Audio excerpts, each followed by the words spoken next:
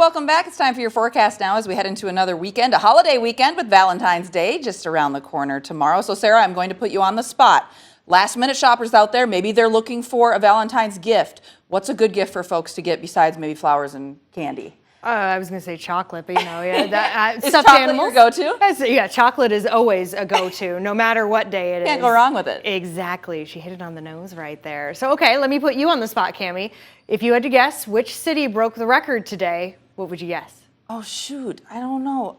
Well, like Sioux Falls.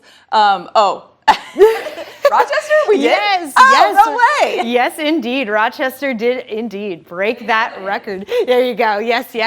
And it was a little questionable there. I remember during the 6 o'clock newscast, I mentioned how we had just right there at that 47, but nope, Rochester's official numbers finally came down and we hit 48 today. 48 is 1 degree warmer than the 47 that was set back in 1912. So, century-old record broken with that 48. Now, across the rest of the area, not all of us breaking records, but still getting impressive numbers of 49 in Austin, 50 in Mason City, Albert Lea, Charles City. So these numbers we're not necessarily used to seeing here in February. Even the numbers that we're seeing right now are not very February-ish. Maybe that 29 in Mason City, but I'm going to be honest, that's a little closer to where high temperatures usually are this time of the year versus the lower temperatures. We're still above freezing in Rochester.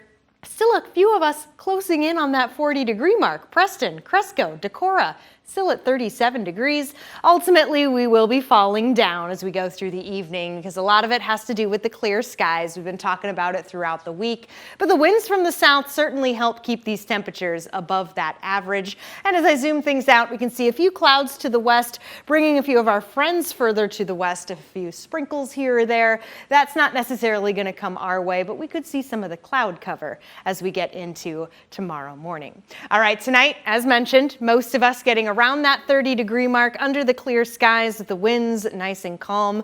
We've gone up when it comes to the norm, usually around 10 degrees for overnight lows, but just not going to be the case. Not going to be the case for a decent stretch, even though I am tracking some cooler temperatures as we get into next week. More on that in a moment. On to the futurecast now. I mentioned a few clouds possible as we come through the morning hours. You saw them kind of blink and you miss them.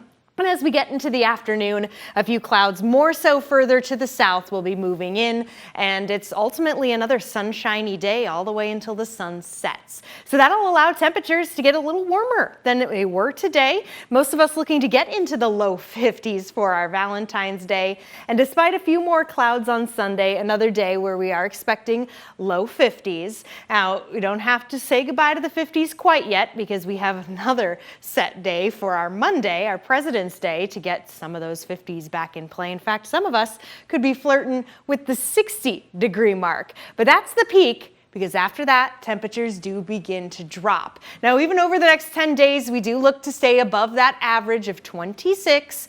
And as you see over the next 7 days, temperatures showing that drop, as well as a little something coming with them. We're talking a tad bit chance for some rain during the midweek, and then Cammie, maybe even a wintry mix as we head into around this time next week.